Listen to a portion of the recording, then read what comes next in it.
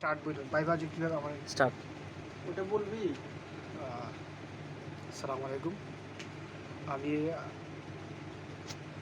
IFIC ব্যাংকের initial viva দিয়েছিলাম। ভাই কি আমাকে জিজ্ঞেস করা হয়েছিল, সেটা বলার জন্য আজকে এখানে আসলাম। তো আইএফআইসি ব্যাংকের করোনাকালীন সময়ে ছিল অনলাইন ভিত্তিক ইনিশিয়াল ভাইবা, কিন্তু এখন আপনার করোনা তারা সরাসরি তাদের অফিসে ইনিশিয়াল ভাইবাটা নিচ্ছে। সো ইনিশিয়াল ভাইবার জন্য মোটামুটি একটা প্রস্তুতি লাগে, কারণ আইএফআইসি এই জায়গায় খুবই সতর্ক এবং যথেষ্ট এটাকে মেনটেন করেই তারা শর্টলিস্টের পরে আবার ইনিশিয়াল ভাইবাই একটা ছাঁটাই করে। তো ইনিশিয়াল ভাইবার জন্য মোটামুটি প্রস্তুতি নিয়ে আমি জয়েন করেছিলাম। তো আমাকে যখন কল করা হলো, আমার সিরিয়াল ছিল 32। আমি গেলাম, প্রথমে সালাম দিলাম, বসলাম। তারপর প্রথমে জিজ্ঞেস করলো আপনার নাম তো মির্জাতুল হক, আপনি ঢাকা ইউনিভার্সিটি পড়েন না? আমি বললাম হ্যাঁ আমি ইউনিভার্সিটি।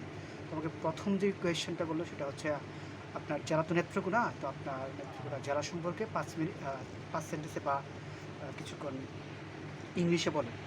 তখন আমি বলার চেষ্টা করছি, কারণ ওই বিষয়ে আসলে প্রস্তুতি ছিলই না বলতে গেলে। তো ইংলিশে বললো, তো আমি বললাম যেভাবে বলছি সেভাবেই বলার চেষ্টা করতেছি যে the name of my district is Netrokona. There is many attractive places in Netrokona such as Bijaypur, Khalejuri, Howrah, etc. There are many famous persons such as Humayun Ahmed, Nirmala Gun, the former President Shahabuddin. The Netrokona is our region, so therefore we get a lot of fish, etc. তারপর বললো যে আপনার ফ্যামিলিতে কে কে আছে, ফ্যামিলির কথা বললাম। তারপর জিজ্ঞেস করলো আপনি আইএফআইসি ব্যাংকের কয়েকটি প্রোডাক্ট নাম বলেন। তখন আমি বললাম কয়েকগুলো product: easy loan, consumer durable loan, marriage loan, education loan, house building loan. তো আমাকে এর মধ্যে জিজ্ঞেস করলো যে এডুকেশন লোনের আরেকটা নাম কি? তো এটা আমি বলতে পারছিলাম পড়ুয়া, তাদের বলায় সুবর্ণগ্রাম লোন, এগুলো বলছিলাম। আমাকে আবার জিজ্ঞেস করলো যে হাউস বিল্ডিং লোনটাকে এটাকে আমরা কী বলি? তখন এই জায়গায় আমি এই মুহূর্তে মনে পড়তেছিল না, সেই মুহূর্তে তখন আমি বলতে পারি নাই। তারপর আমাকে জিজ্ঞেস করলো যে বর্তমান বাংলাদেশ ব্যাংকের গভর্নরের নাম কি? বললাম যে স্যার আব্দুর রউফ তালুকদার। আমাকে আরেকটা জিজ্ঞেস করলো যে ব্যাংক কীভাবে প্রফিট করে বা লাভ করে কীভাবে?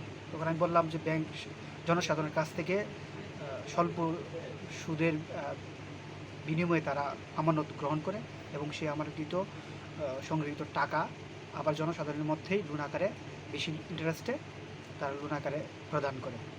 সেই জনগণকে প্রদানকৃত লভ্যাংশ লাভ এবং তাদের লোনের মাধ্যমে অর্জনকৃত লাভের যে পার্থক্যটা, সেটি হচ্ছে লাভ। তারপর আমাকে জিজ্ঞেস করে যে লাভটাকে ব্যাংকের ভাষায় কী বলে? তখন আমি বলছিলাম যে ডিভাইডেন্ড। বলে স্যার এখানে থামাইতে বললো যে না, আপনার উত্তরটা হয়নি, এটা ওনাদের ভাষায় বলে কি রাজনীতি। সো এটা আমি এটা বললাম না। তারপর বললো যে ঠিক আছে, আপনাকে রিটার্নের জন্য টাকা হইতে পারে, তবে আপনাকে একটু নার্ভাস মনে হচ্ছে, তবে নার্ভাস হলে চলবে না, আরও স্মার্টলি থাকতে হবে। আমাকে অল দ্য বেস্ট বলে যে আপনি আসতে পারেন। সালাম দিয়ে চলে আসলাম।